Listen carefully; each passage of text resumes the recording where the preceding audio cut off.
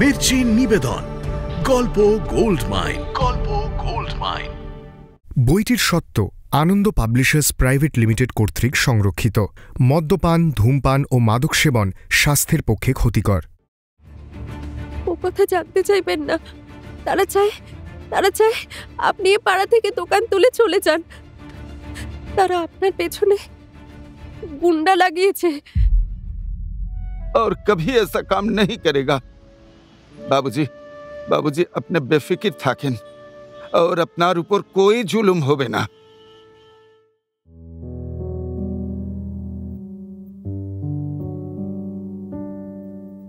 মির্চি গল্প গোল্ড মাইনে আপনাকে স্বাগত।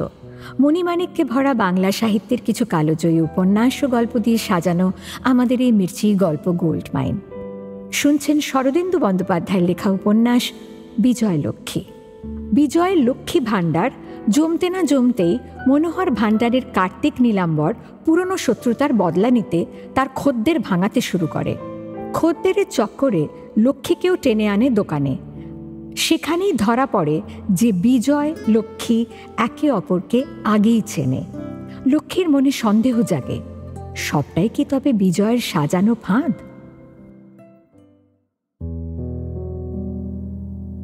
বিজয় ও লক্ষ্মীর পরস্পরের নাম ধরে ডাকা শুনে কার্তিক একটু থতমত খেয়ে গেল। এরা আগে থেকেই দুজনে দুজনকে চেনে। তারপর লক্ষ্মীর খোলা মুখটা দেখে তার অস্বস্তি আরো বেড়ে গেল। কোথায় যেন একটা হিসেবের ভুল হয়েছে। কার্তিক আস্তে আস্তে পিছু হটল। এদিকে লক্ষ্মী বিজয় মুখোমুখি দাঁড়িয়ে। লক্ষ্মীর মুখ দেখে বোঝা যাচ্ছে আজকের দিনটা ঠিক অন্য দিনের মতো নয়।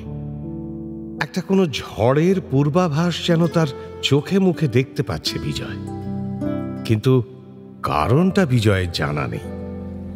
বিজয়ের উপর দৃষ্টি স্থির রেখে শান্ত কণ্ঠে সে প্রশ্ন করল, এই ছেলেটিকে কবে থেকে চাকর রেখেছেন? চাকর রেখেছি? কাকে? কার্তিককে। বিজয় কার্তিকের দিকে তাকিয়ে দেখল কার্তিক দেওয়ালি পোকার মতো তেরছা ভাবে দরজার দিকে এগোচ্ছে। সে তাকে ডাকল, এই কার্তিক, যাস না, দাঁড়া।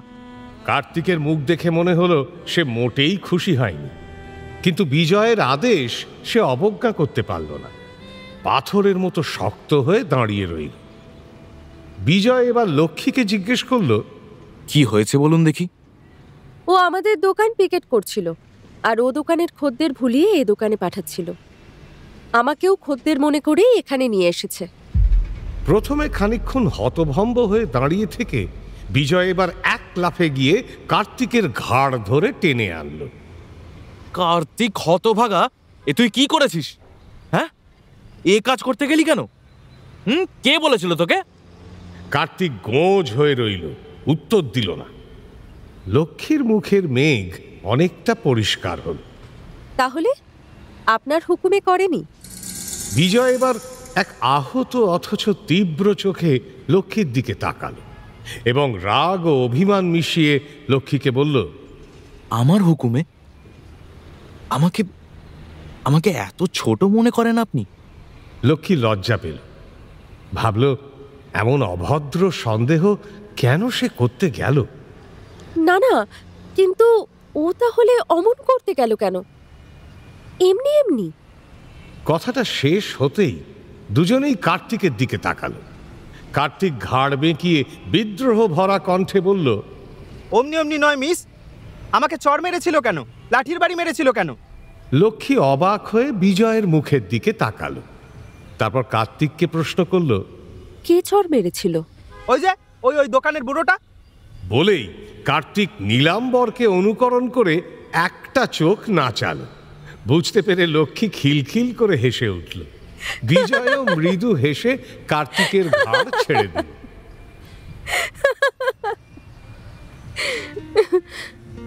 ও, নীলাম্বর বাবু তোমায় মেরেছিলেন, তাই তুমি শোধ নিচ্ছিলে। কিন্তু দোকান তো নীলাম্বর বাবুর নয়, দোকান তো আমার বাবার। কার্তিকের মুখ গোঁজ করা বিদ্রোহের ভাব আর রইল না। তার ঠোঁটে একটু অনুতাপ মেশানো হাসি দেখা দিল। সে জিভ কেটে বলল, ভুল হয়ে গেছে মিস, আর করব না। লক্ষ্মীও ঘাড় নেড়ে হাসল। এই সময় কাউন্টারে খদ্দেরের গলা শোনা গেল। এক প্যাকেট কাঁচি। বিজয় খদ্দেরকে জিনিস দেওয়ার জন্য সেদিকে যেতে গেলেই কার্তিক চট করে বলল, আমি দিচ্ছি স্যার, কিছু ভাববেন না, আপনারা কথা বলুন। এই যে দাদা, আসছি। কার্তিক তাড়াতাড়ি করে কাউন্টারের দিকে চলে গেল। বিজয় সেই দিকে তাকিয়ে রইল আর মনে মনে ভাবল, কার্তিক চালাক চতুর ছেলে বটে, কিন্তু ভুল না করে ফেলে। এ সময় লক্ষ্মী সরে গিয়ে শোকেসের সামনে দাঁড়ালো। মিলোর চিরযৌবনা ভিনাস অচঞ্চলা যৌবনশ্রী নিয়ে দাঁড়িয়ে আছে। তার হাত দুটি কাটা, কিন্তু তাতে সেই হীনতার গ্লানি তার উদ্ধত দেহ লাবণ্যকে তিলমাত্র ক্ষুণ্ণ করতে পারেনি। যুগ যুগ ধরে পৃথিবী বিখ্যাত এই স্থাপত্য শিল্পরসিকদের কাছে এক অনুপম সৃষ্টি, কিন্তু প্রায় সব দেশের মেয়েদের চোখেই ভিনাসের এই মূর্তির নগ্নতা বড় নির্লজ্জ ঠেকে। লক্ষ্মীর চোখেও তেমনই মনে হয়েছিল প্রথম দিনেই। এই নির্লজ্জ মূর্তির দিকে তাকিয়ে লক্ষ্মী ভ্রুকুটি করল, বোধহয় মনে মনে গালি দিল তাকে। তারপর বিজয়ের দিকে একটা চকিত দৃষ্টি হেনে চুপি চুপি ফুলদানিটা ভিনাসের সামনে এনে রেখে দিল। ভিনাসের নগ্ন দেহের শিল্পিত সুষমা ঢাকা পড়ে গেল। ওদিকে কার্তিক নিপুণ হাতে তৎপরতার সঙ্গে কাউন্টারের কাজ চালাচ্ছে দেখে বিজয় ফিরে লক্ষ্মীর কাছে এসে দাঁড়ালো। পকেট থেকে রূপলি পাতা মোড়া একটা চকলেট বের করে বলল, এই নিন আপনার চকলেট। লক্ষ্মী লক্ষ্য করল বিজয়ের মুখ থেকে আহত অভিমানের চিহ্ন তখনও সম্পূর্ণ মুছে যায়নি। তাই বিগলিত অনুতাপের কণ্ঠে সে বলল, দোষ করেছি, আমায় মাফ করুন।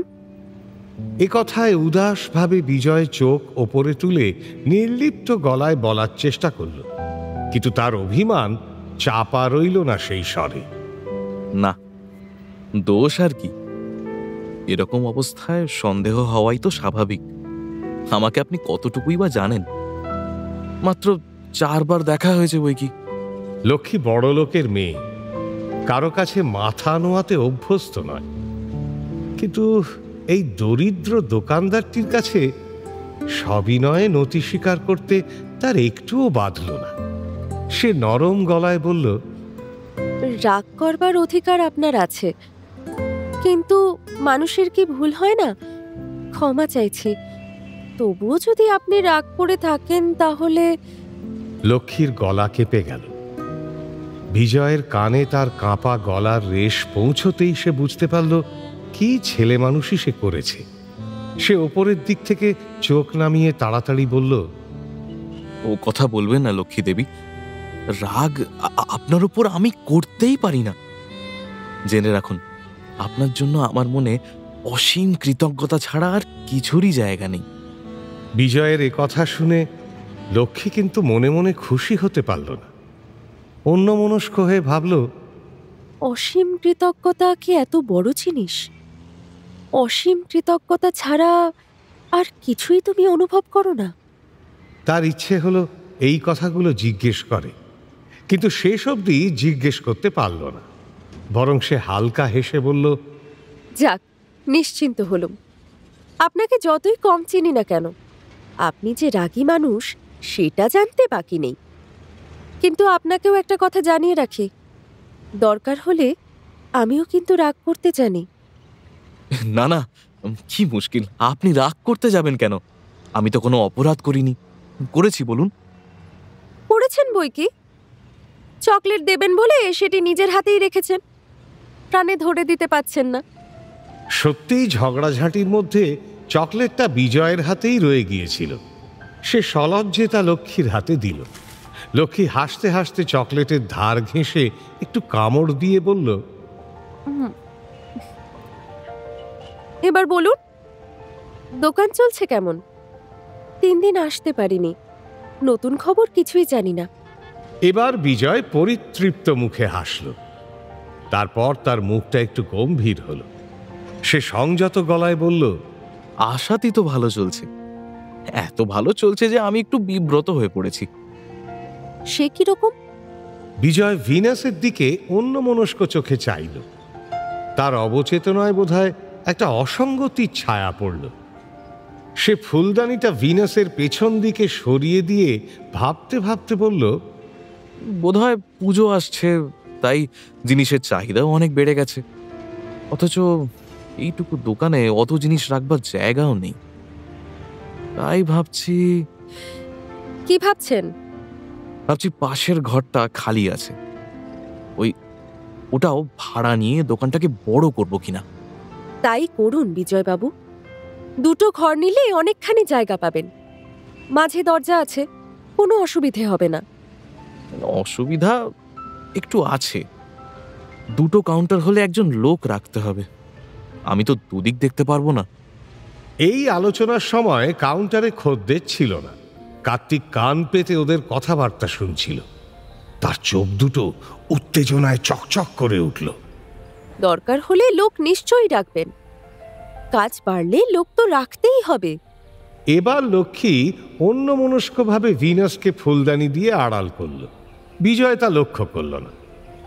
বেশ, আপনিও যখন সায় দিচ্ছেন তখন আর কথা নেই, কিন্তু একজন বিশ্বাসী কাজের লোক চাই। আলাদিনের প্রদীপের জিনের মতো কার্তিক হঠাৎ তাদের সামনে উদয় হয়ে স্যালুট করল। তার দুই চোখ উত্তেজনায় জ্বলজ্বল করছে। বিশ্বাসী কাজের লোক চান স্যার? এই যে হাজির আছে। বলে কার্তিক নিজের বুকের ওপর একটা হাত রাখল। বিজয় ও লক্ষ্মী নতুন কৌতূহল নিয়ে কার্তিককে জরিপ করল। তারপর একে অপরের মুখের দিকে চেয়ে হাসল। তুই পারবি? দোকানের কাজ জানিস? চিকা চিকা বুম সব জানি স্যার। বগেপটিতে আমার মামার মণিহারির দোকান আছে, আমাকে একটিবার কাজ দিয়ে দেখুন। আচ্ছা, ভেবে দেখছি। আপাতত তুই কাউন্টারে যা। কার্তিক আবার একটা স্যালুট করে চলে গেল। বিজয় তখন চাপা গলায় লক্ষ্মীকে জিজ্ঞেস করল, আপনি কি বলেন, রাখবো ওকে? ছেলেটা চালাক চতুর আছে। লক্ষ্মী স্মিত মুখে নেপথ্যে কার্তিকের দিকে তাকিয়ে মৃদু স্বরে বলল, মন্দ কি, একটা সত্যিকারের কাজ পেলে ওর দুষ্টবুদ্ধিও কমবে। ওকেই রাখুন বিজয়বাবু। ওদিকে কার্তিক তখন কাউন্টারে মহা উৎসাহে জিনিস বিক্রি করছে, দ্রুত হাতে জিনিস দেওয়া নেওয়া করছে। এই এই দেশলাই 1 পয়সা। এই যে আসুন, আপনার কি চাই? রুল কাটা খাতা।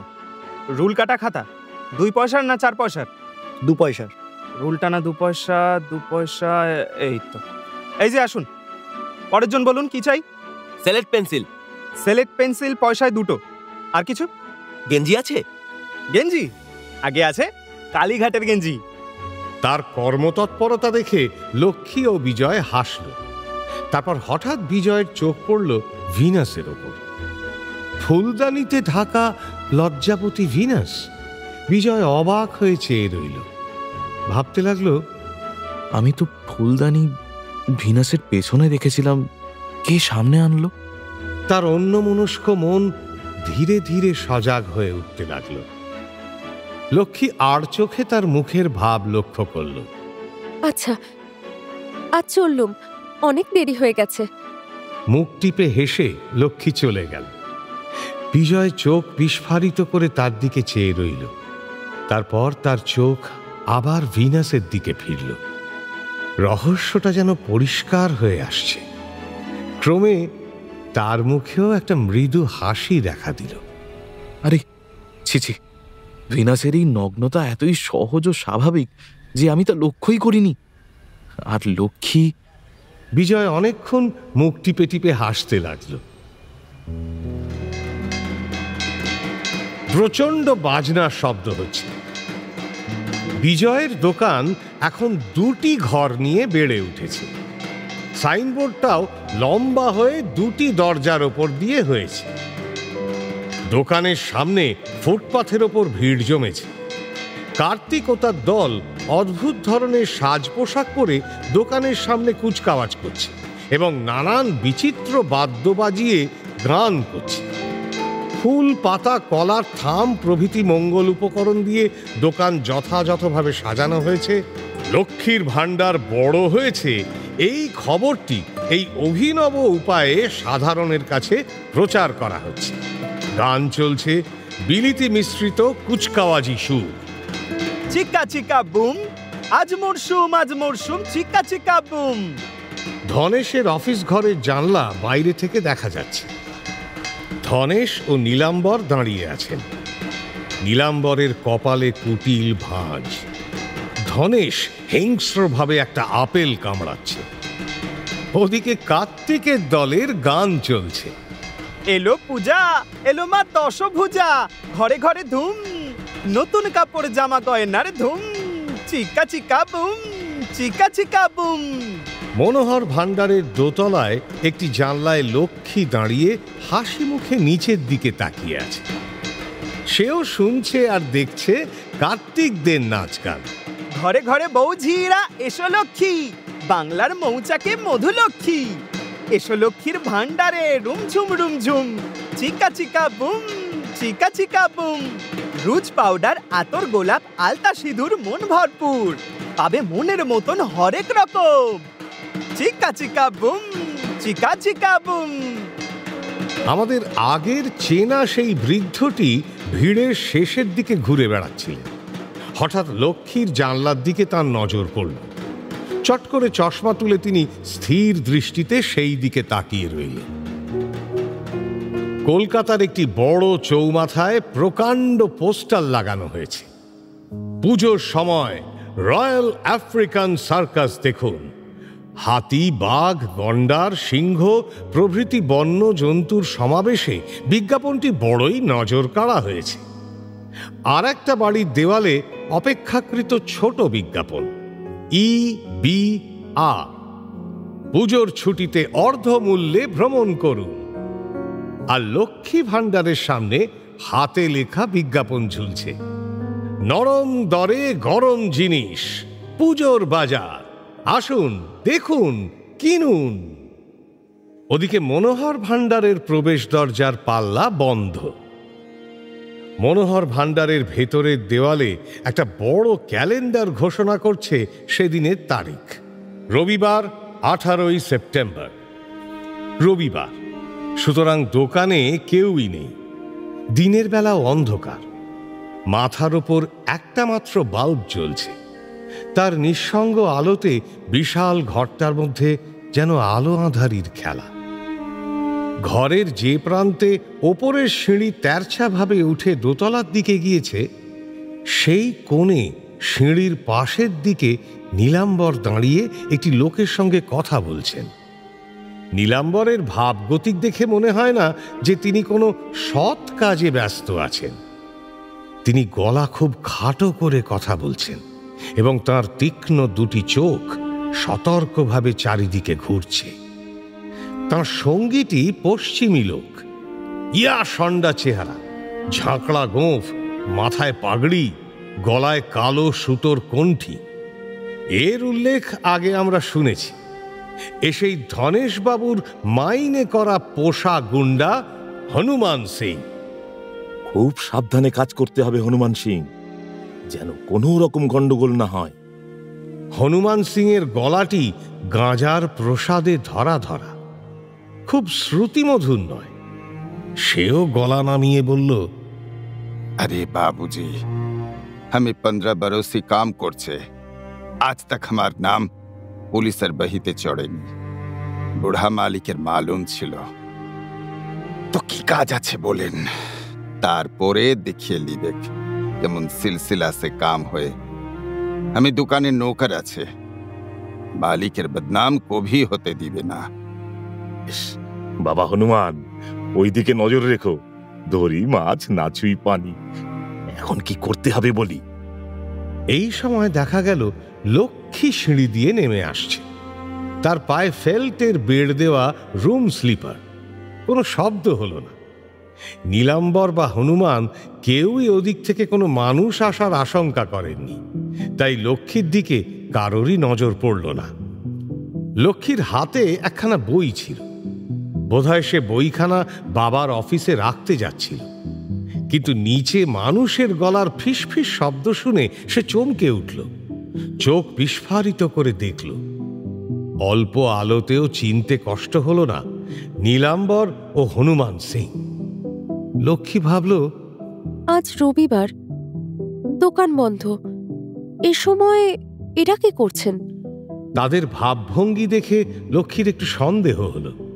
সে চুপ করে দাঁড়িয়ে শুনতে লাগল। এই সময় নীলাম্বর হনুমানের আরো খানিকটা কাছে সরে এলেন। আমাদের সামনে একটা নতুন দোকান হয়েছে দেখেছো? লক্ষ্মী ভান্ডার। ওই লোকটা আমাদের পিছনে লেগেছে, ওকে শায়েস্তা করা দরকার। লোকটাকে তুমি দেখেছো তো? हाँ हाँ देखिए আছে এক নওজওয়ান ছোকরা আছে, वही তো। হ্যাঁ ওই ভারী শয়তান লোকটা, দেখছো না বুকের পাটা? আমাদের নাকের সামনে এসে দোকান খুলেছে, তার উপর আমাদের খদ্দের ভাঙিয়ে নিয়ে যাচ্ছে। ওকে তুমি ভালো করে জব্দ করে দাও দেখি হনুমান। তুমি মাইনে তো পাচ্ছই, তার উপর সাহেব তোমাকে মোটা বকশিস করবেন। ওপরে দাঁড়িয়ে লক্ষ্মীর মুখ সাদা হয়ে গিয়েছে। সে বিহ্বল ব্যাকুল চোখে চেয়ে আছে। ই কোন ভারী কাম আছে, হুকুম হতো ওকে মুর্দা বানিয়ে দিবে। শোনো, সাহেব বলেছেন একেবারে শেষ করে দেবার দরকার নেই। প্রথমটা ওকে একটা বড় রকমের হুমকি দাও, ওকে ভালো করে বুঝিয়ে দাও যে এ পাড়ায় ওর দোকান করা চলবে না। আচ্ছা, हम खूब अच्छी तरह से समझिए दिवे। আস্তে আস্তে, যদি ভালোই ভালোই পাড়া ছেড়ে চলে যায় তো ভালোই, নইলে नहीं तो पीछे एकदम दुनिया से निकल बाहर करिए दिवे।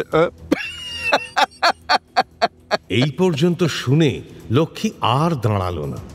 পা টিপে টিপে নিঃশব্দে ওপরে ফিরে গেল। নিচে তখনও কথা চলছে। কিন্তু মনে থাকে যেন বাবা হনুমান, যাই করো আমাদের জড়িও না। এমন ভাবে কাজ করবে যাতে সাপও মরে, লাঠিও না ভাঙে। अरे बाबूजी, से अपनी हमाके की बोलছেন? हनुमान सिंह जब निमक খেয়েছে, তার इज्जत बचाने के लिए जान दिबे। আপনি কিছু ফিকির করেন না, হ্যাঁ?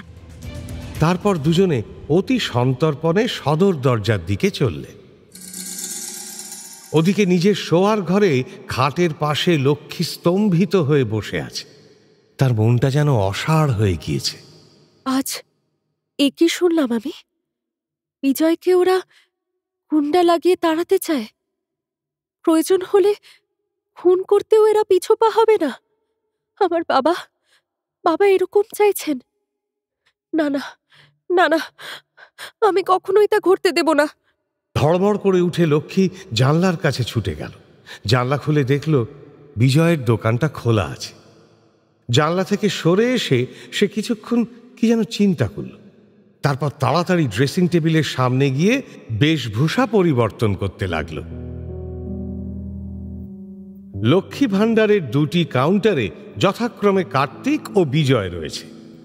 আমাদের সেই পরিচিত বৃদ্ধ বিজয়ের কাউন্টারের বাইরে দাঁড়িয়ে নরম গরম বিজ্ঞাপনটি পড়ছেন। তার নিজের ঠোঁট যেন ব্যঙ্গ ভরে একটু একটু নড়ছে।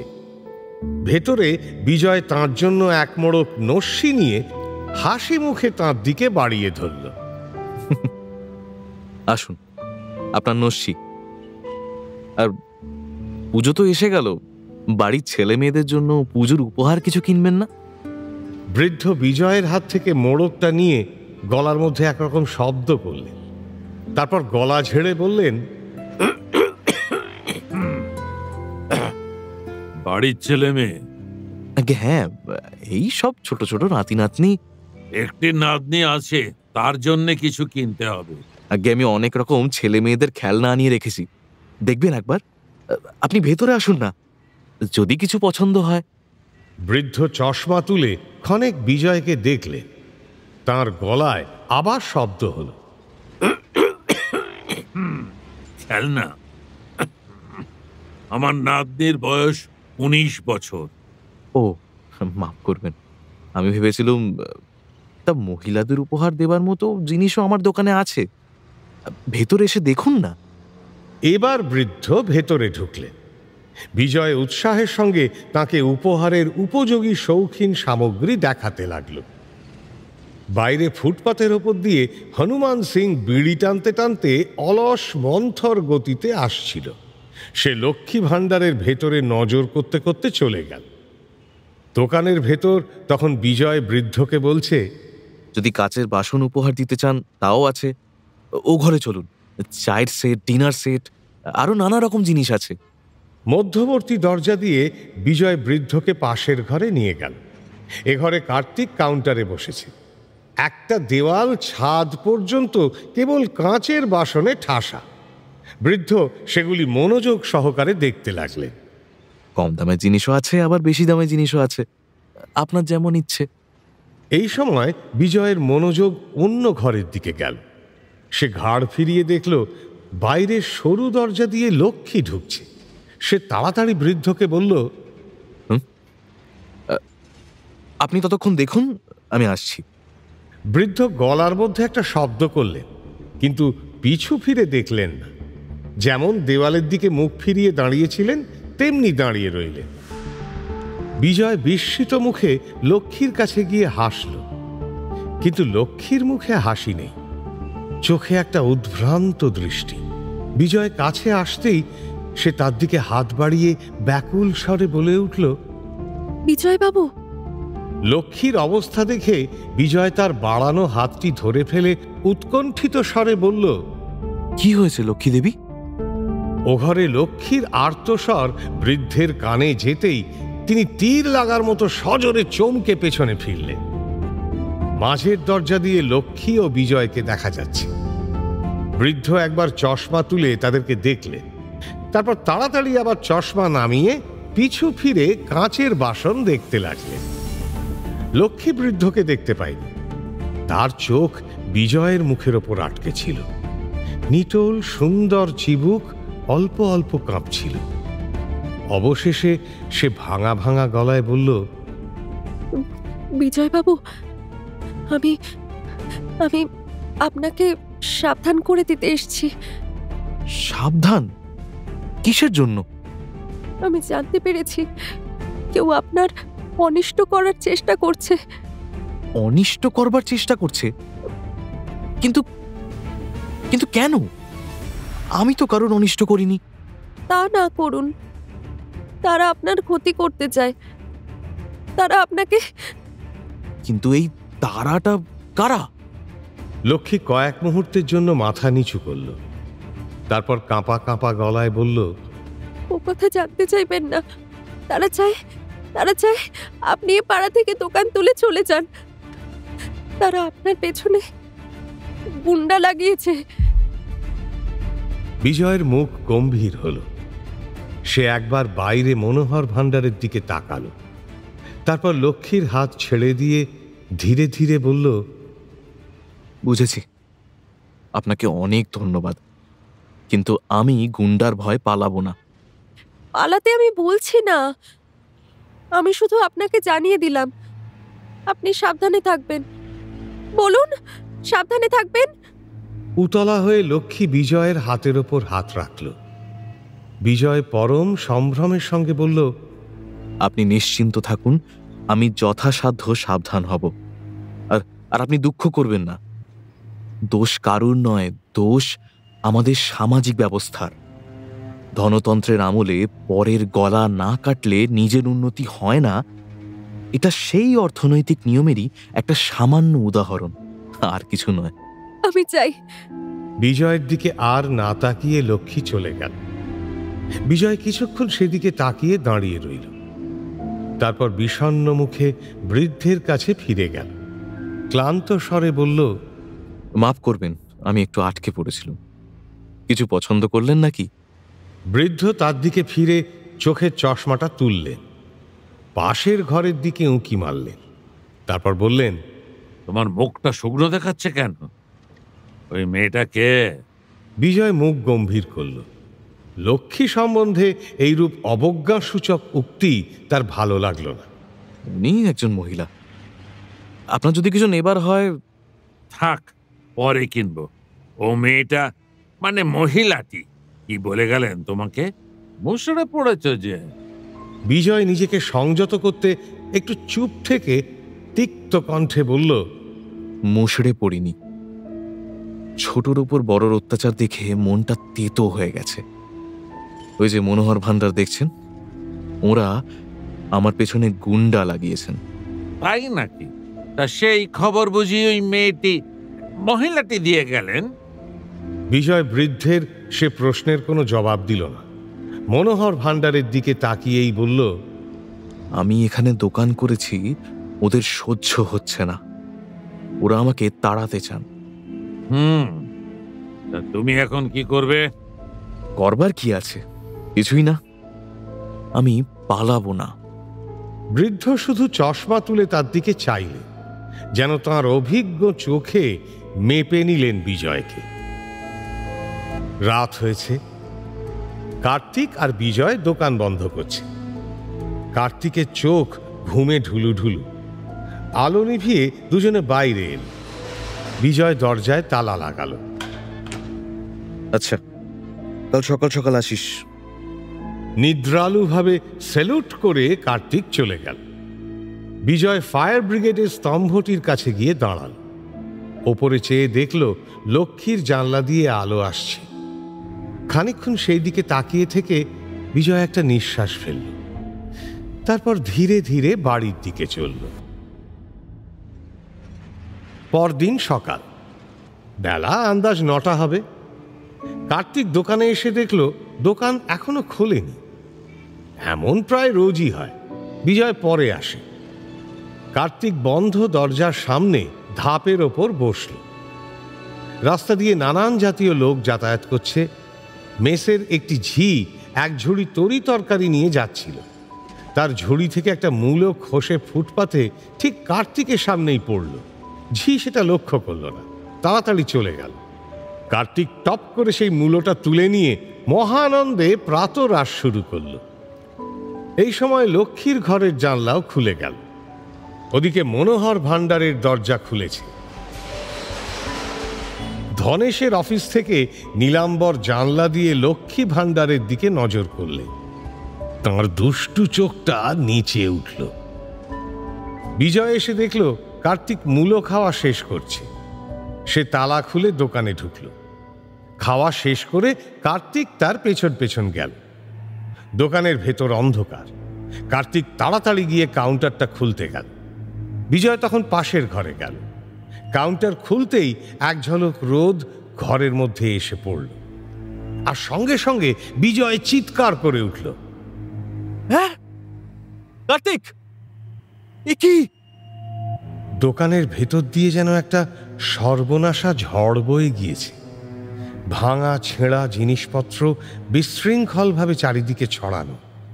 কাঁচের বাসনগুলো সমস্ত টুকরো টুকরো হয়ে মেঝে পড়ে রয়েছে। কার্তিক ছুটে এসে বিজয়ের পাশে থমকে দাঁড়িয়ে পড়ল। বিজয়ের মুখ শীর্ণ ও সাদা হয়ে গিয়েছিল। পায়ের জোর যেন আর ছিল না। সে কার্তিকের কাঁধে ভর দিয়ে দাঁড়ালো। প্রায় ১৫০০ টাকার জিনিস খোলামকুচি হয়ে মেঝে ছড়িয়ে আছে। আক্রমণ যে এই দিক দিয়ে আসবে তা বিজয় কল্পনাই করেনি। তার বুকের ভেতর থেকে একটা চাপা কান্না গলার কণ্ঠা পর্যন্ত ঠেলে উঠল। কার্তিক, সব গেছে রে। আমাকে আমাকে একেবারে শেষ করে দিয়েছে ওরা। এই বিপুল ধ্বংসের সামনে কার্তিক কাঁদো কাঁদো মুখে দাঁড়িয়েছিল। বিজয়ের কথায় সে চমকে মুখ তুলল। হ্যাঁ, কে, কারা করেছে? ঠিক এই সময় কাউন্টার থেকে খটখট শব্দ এলো। ভারী গলার আওয়াজ। এ বাবু দোকানদার। বিজয় ও কার্তিক দুজনে একসঙ্গে ঘাড় ফিরিয়ে দেখল হনুমান সিং কাউন্টারে দাঁড়িয়ে আছে। তার মুখে অবজ্ঞা মিশ্রিত বিদ্রূপের হাসি। তাকে দেখে বিজয়ের মুখ অন্ধকার হয়ে উঠল। সে মনে মনে বলল, কাল বিকেলে এই দুঃসন্তের মতো লোকটাকে আমি কয়েকবার দোকানের সামনে দিয়ে যাতায়াত করতে দেখেছি। হয়তো এই গুন্ডাটাই রাতে তালা খুলে আমার দোকানে ঢুকে সমস্ত তছনছ করেছে, আর আজ সকালে আমার সর্বনাশ দেখে পরিহাস করতে এসেছে। মনে মনে প্রচণ্ড রাগ হলেও বিজয় কাউন্টারের কাছে গিয়ে যথাসম্ভব সংযত কণ্ঠে বলল, কি চাও? হনুমান সিং দোকানের এদিক ওদিক কৌতুকের চোখে দেখে হে হে করে হাসল। अरे तुम्हार दुकान तो बिल्कुल पंडो হয়ে গিয়েছে। রাত কো বিল্লি ঘুষেছিল কিয়া। এবার বিজয়ের চোখ জ্বলে উঠল। সে কাউন্টারের ওপর দুহাত রেখে সামনের দিকে ঝুঁকে চাপা ক্রোধের সঙ্গে বলল, তুমি ঢুকেছিলে, তুমি আমার দোকান তছনছ করেছ। ইতিমধ্যে আমাদের পরিচিত সেই বৃদ্ধটি কখন ফুটপাথে এসে দাঁড়িয়েছিলেন এবং আড়ালে দাঁড়িয়ে এই বিতর্ক শুনছিলেন। হনুমান সিং বিজয়ের কথায় যেন অত্যন্ত অপমানিত হয়েছে এমনিভাবে চোখ পাকিয়ে বলল, আমি? अरे दुकानदार, ये तुम बड़ा बुरा बात बोलছে। আমি शरीफ आदमी আছে, भद्दोर लोग हमारा झूठा बदनाम करेगा तो अच्छा नहीं होगा। গুন্ডার ধমকে বিজয় ভয় পেল না, বরং ঝাঁঝের সঙ্গেই বলল, তুমি তুমি আমার দোকান নষ্ট করবে, আবার আমাকেই চোখ রাঙাবে? ধমকে কোনো ফল হলো না দেখে হনুমান সিং এর ভাবভঙ্গি বদলে গেল। সে মুরব্বী বন্ধুর মতো সদয় কণ্ঠস্বর বের করল, अरे बाबू सुनो हमारा बात। तुम नौजवान है, नया दुकान किया है, तुमको होशियारी से चलना चाहिए। बड़ा से मुकाबला करना तुम्हारा फर्ज नहीं है। बोझ लेन हमारा बात। हाँ, तुम्हार दुकान नुकसान हुए छे, ये बड़ी अफसोस की बात है। मालूम होच्छे कि ये महल्लार हवा तुम्हारे लिए अच्छा नहीं आछे, समझा? कलकत्ता शहर में कितना जगह है, तुम और कहीं जाके दुकान करो, कोई कुछ बोलबे ना, समझा? বুঝেছি, তুমি আমাকে ভয় দেখাচ্ছ। বাংলাদেশের বুকের উপর বসে তুমি বাঙালিকেই চোখ রাঙাচ্ছ। কিন্তু কিন্তু তুমিও এটা শুনে রাখো, তুমি গুন্ডা হতে পারো, কিন্তু তোমাকে আমি ভয় করি না। এ পাড়া থেকে আমি এক পা নড়ব না। তোমার যা ক্ষমতা থাকে তুমি করো। হনুমান কিছুক্ষণ বিজয়ের রাগে লাল হয়ে ওঠা মুখের দিকে চেয়ে রইল। বোধহয় মনে মনে একটু সম্ভ্রম অনুভব করল। শেষে তাচ্ছিল্য ভরে হাত উল্টে বলল, आपका हिंजा, लेकिन ये काम अच्छा है ना। নিজের কথা বলে হনুমান সিং হেলতে দুলতে চলে গেল। আমাদের সেই বৃদ্ধটিও ইতিমধ্যেই অদৃশ্য হয়েছেন। বিজয় ক্লান্ত ম্রিয়মানভাবে গিয়ে টেবিলের সামনে বসল। দুহাতে মুখ ঢাকা দিয়ে ক্ষণকাল নিশ্চল হয়ে রইল। লক্ষ্মী কখন নীরবে তার পাশে এসে দাঁড়িয়েছে সে জানতেই পারেনি। তার ক্ষীণ ধরা ধরা গলা শুনে সে চোখ তুলে চাইল। বিজয় বাবু। বিজয় উঠে দাঁড়িয়ে হাসবার চেষ্টা করল।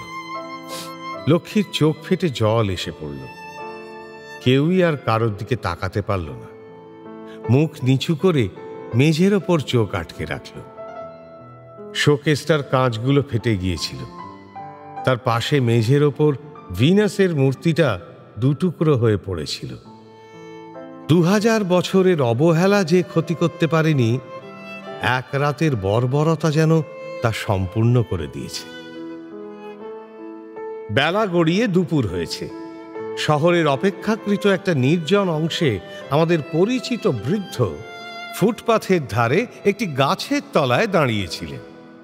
হনুমান সিং শরীরের শক্তির দর্পে বুক ফুলিয়ে একটা বিড়ি টানতে টানতে সেই দিকে আসছিল। সে গাছের কাছাকাছি আসতেই বৃদ্ধ এক পা এগিয়ে তার সামনে গিয়ে দাঁড়ালেন।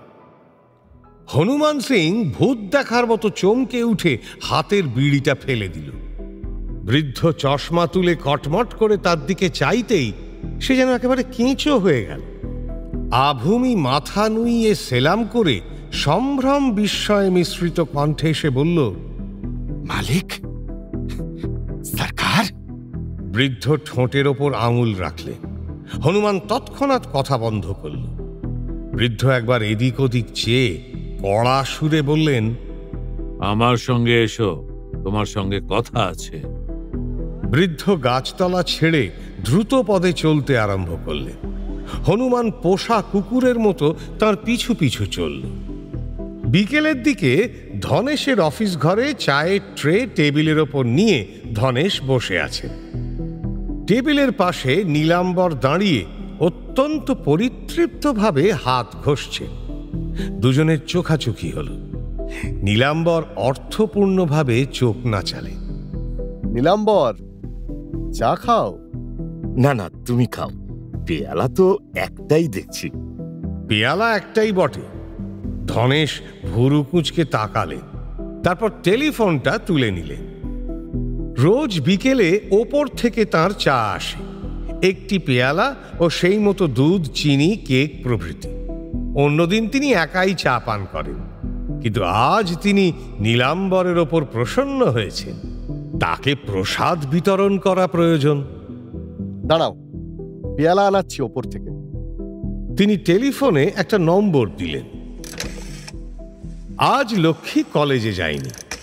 অসুস্থ মনে সে নিজের শোয়ার ঘরে জানলার কাছে দাঁড়িয়ে বাইরের দিকে তাকিয়েছিল। টেলিফোনের ঘণ্টির শব্দ শুনে সে তাড়াতাড়ি ঘর থেকে বেরিয়ে এলো। ঘরের বাইরে একটা লম্বা বারান্দা, তার দুপাশে দুসারি ঘর। এই বারান্দার একদিকে সিঁড়ি নিচে দোকানের দিকে গিয়েছে, অন্যদিকে চাকর বাকরের ব্যবহারের জন্য আর একটা লোহার ঘোরানো সিঁড়ি। বারান্দায় আসবাবপত্র বিশেষ কিছু নেই। দু তিনটে কাঠের কাবার্ড ও উঁচু টুলের ওপর একটা টেলিফোন আছে। লক্ষ্মী এসে টেলিফোনটা ধরল। হ্যালো। ও বাবা, চাকর বাকর কেউ বাড়ি নেই, তাদের এইমাত্র ছুটি দিয়েছি। তারা সার্কাস দেখতে গেছে। বারে, চাকর বলে কি তাদের আমোদ আহ্লাদ নেই? কি দরকার তোমার বলো না। চায়ের পেয়ালা চাই আর একটা। বেশ তো, আমি নিয়ে যাচ্ছি। ফোন রেখে লক্ষ্মী একটা কাবার্ডের দিকে এগিয়ে গেল। ওদিকে অফিস ঘরে ফোন রেখে ধনেশ ঠোঁট কুঁচকে মুখের একটা ভঙ্গি করলেন। তারপর এক টুকরো কেক নিয়ে তাতে কামড় দিলেন। নীলাম্বরকে বললেন, আরে খাও, পেয়ালা আসছে। নীলাম্বর গদগদ মুখে কেকের দিকে হাত বাড়ালেন। এদিকে মনোহর ভাণ্ডারের ভেতরে দোকানের কাজ চলছে, খদ্দের আসছে যাচ্ছে, কাউন্টারে কর্মব্যস্ততা। পেয়ালা হাতে লক্ষ্মী সিঁড়ি দিয়ে নেমে আসছে। আধা আধি নেমে সে থমকে দাঁড়িয়ে পড়ল। সদর দরজা দিয়ে হনুমান সিং ঢুকে শটাং ধনেশের অফিস ঘরের দিকে যাচ্ছে। লক্ষ্মী দোকানের পুরাতন ভৃত্য হনুমান সিংকে চিনত এবং সেই যে বিজয়ের দোকানটা ভেঙেছে সে বিষয়েও তার মনে কোনো সংশয় ছিল না। সে বিস্ফারিত চোখে দাঁড়িয়ে দেখতে লাগল। হনুমান সিং অফিস ঘরের দরজার কাছে গিয়ে চাপরাশিটাকে হাত নেড়ে ইশারা করতেই সে ত্রস্তভাবে সরে এলো। হনুমান সিং তখন পর্দা সরিয়ে ভেতরে ঢুকে গেল। আরো কিছুক্ষণ বুক ধুকপুকানি নিয়ে দাঁড়িয়ে থেকে লক্ষ্মী দ্রুত পদে নিচে নামতে লাগল। ওদিকে অফিস ঘরে হনুমান সিং আচমকা এসে পড়ায় ধনেশ ও নীলাম্বরের কেক খাওয়ায় বাধা পড়েছিল। তাঁরা আধ খাওয়া কেক হাতে নিয়ে হতভম্বভাবে হনুমানের দিকে তাকিয়েছিলেন। হনুমান বেশ গরম হয়ে ধনেশকে বলছিল, সাব, আমি দোকানের নৌকার আছে, মালিকের নিমক খেয়েছি, লেকিন বেইনসাফি হাম কভি নেই করেগা। লক্ষ্মী ইতিমধ্যে দরজার বাইরে এসে দাঁড়িয়েছে। সে একবার ক্ষিপ্র চোখে চারিদিকটা দেখে নিল, কেউ তাকে লক্ষ্য করছে কিনা। তারপর মাথা হেঁট করে ঘরের ভেতরের কথাবার্তা শুনতে লাগলো। আমি পেহলওয়ান আছে, লেকিন লুচ্চা লফসা নেই। হনুমানের এসব কথা শুনে ধনেশ অসহায়ভাবে নীলাম্বরের দিকে চাইলেন। হঠাৎ তোমার কি হলো হনুমান? কাল একরকম ছিলে, আজ আবার একরকম। আরো উত্তেজিত হয়ে হনুমান নীলাম্বরের দিকে তর্জনী নেড়ে বলল, এই বাবুটো পাক্কা হারামি আছে। सब सब आपको भी यही बदमाशটা बुरा रास्ता में लिए যাচ্ছে। आप तो सीधा साधा आदमी, এই শয়তানের फंदाয় পড়ে बर्बाद হয়ে যাবেন। हमारा बात सुनें, इसको लात मारिए, निकल बाहर करिए देन। নীলাম্বর থ হয়ে দাঁড়িয়ে রইলেন।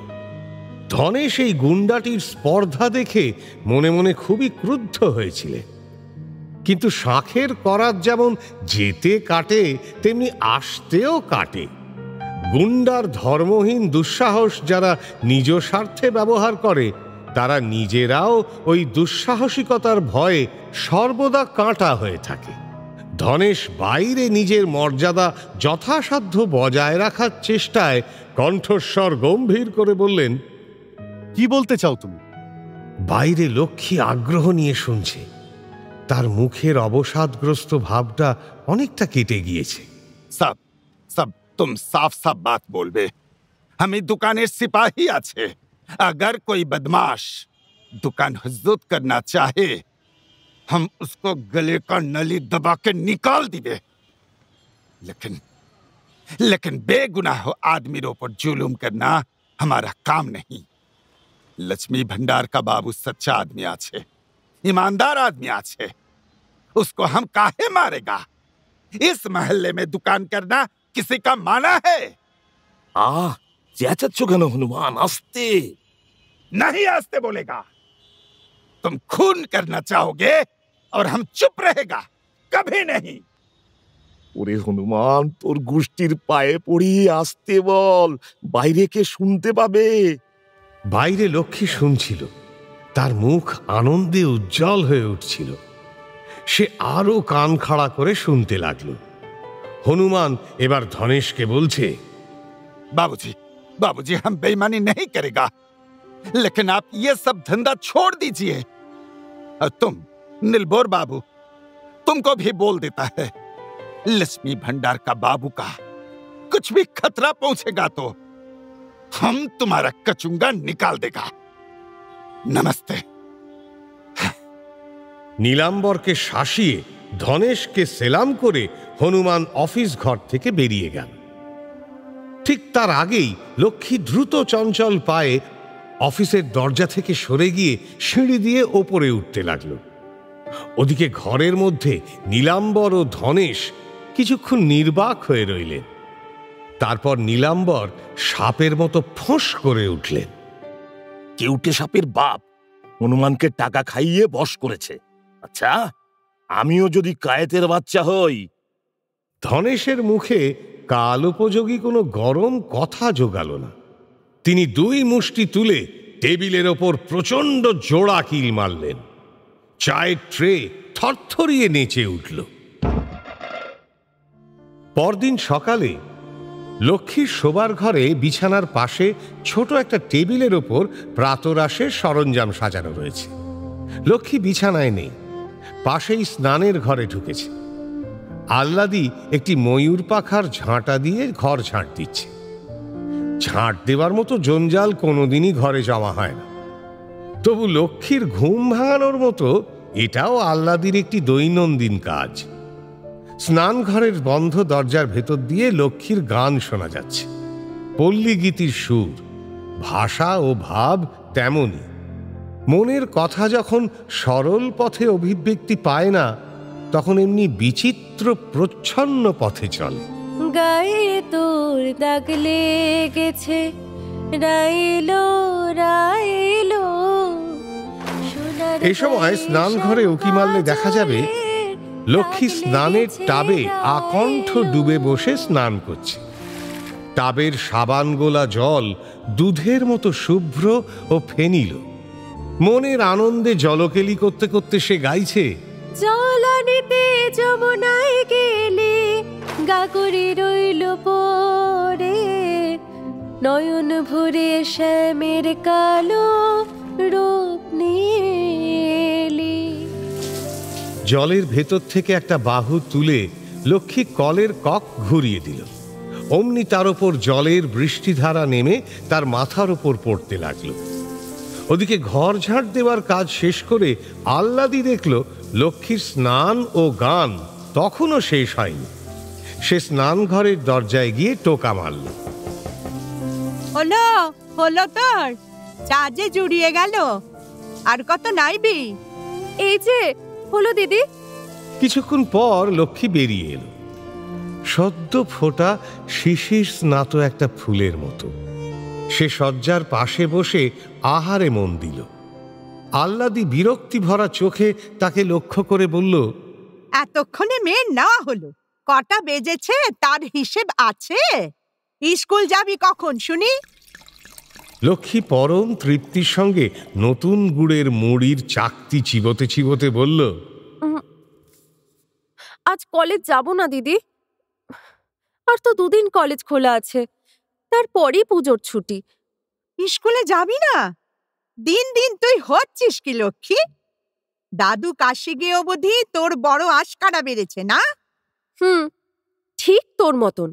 কাশি থেকে চিঠি এসেছে, দাদু তীর্থ করতে বেরিয়েছেন, বোধহয় পুজোর পর এখানে আসবেন। আসুন না তিনি, সব বলে দেব তাকে। বলবো নিজের নাতনি নিজে সামলাও, পারবো না আমি সামলাতে।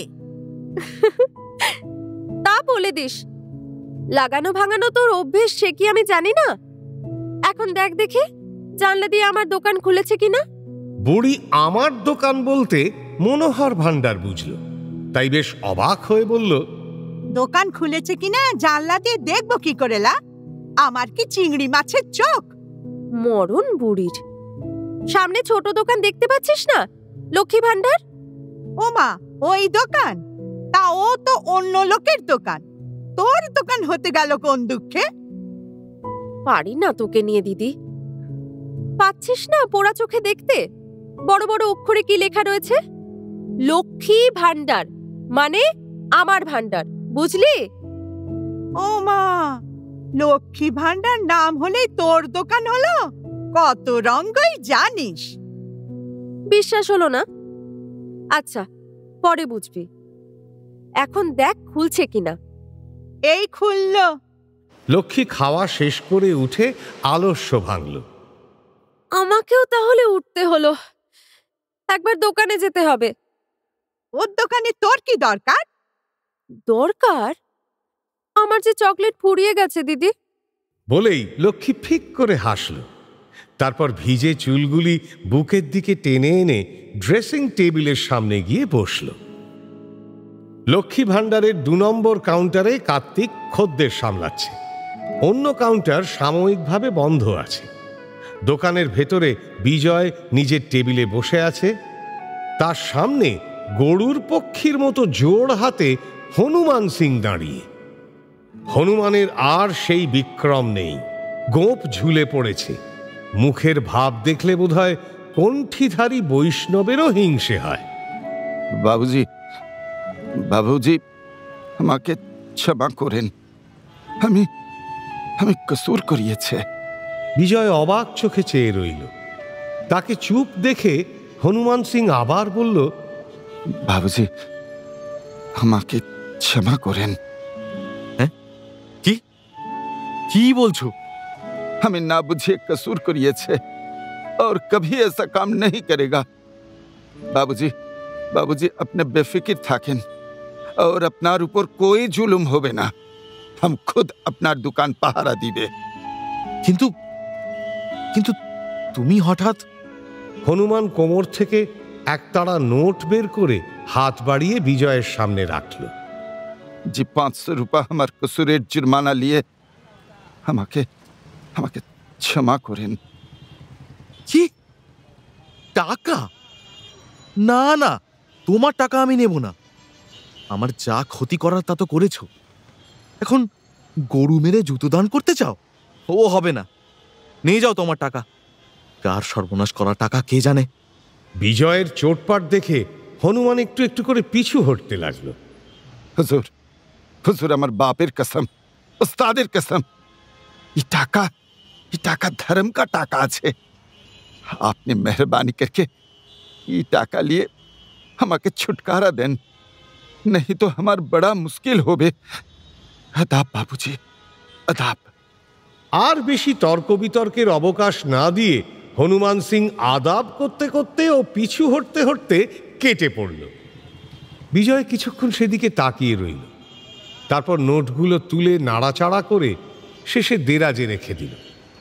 তার মুখে একটা শান্ত হাসি খেলে গেল। গুন্ডার মনেও ধর্মজ্ঞান জেগেছে। যাক, ভবিষ্যতে হয়তো আর কোনো গন্ডগোল হবে না। কিন্তু 500 টাকায় কতটুকু ক্ষতিপূরণ হবে? আসলে যেসব মাল নষ্ট হয়েছিল তার সমস্ত তার নিজের নয়, কতক বাজার থেকে ধারে এনেছিল, বিক্রি করে মূল্য দেবে এই শর্তে।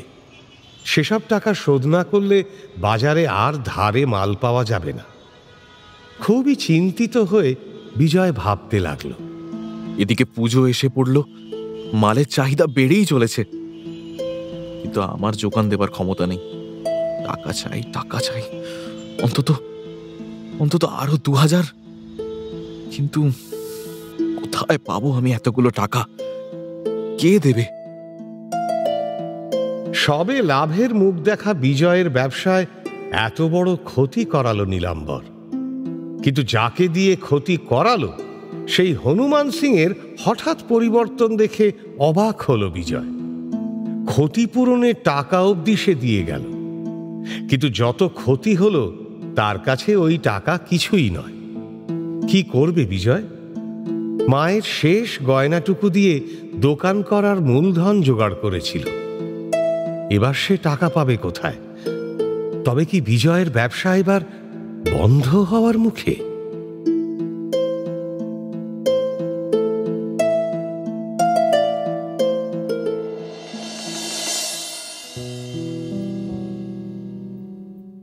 শুনলেন শরদিন্দু বন্দ্যোপাধ্যায়ের বিজয় লক্ষ্মী।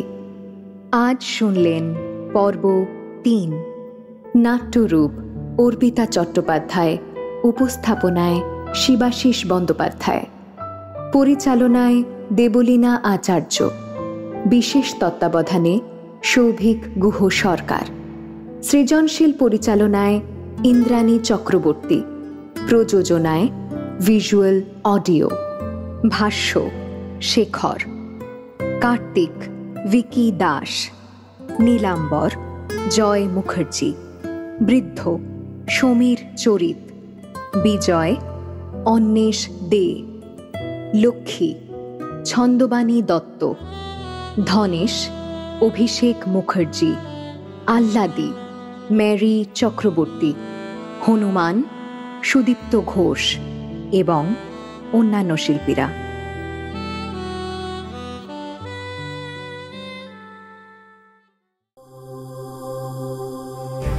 মির্চি নিবেদন গল্প গোল্ড মাইন।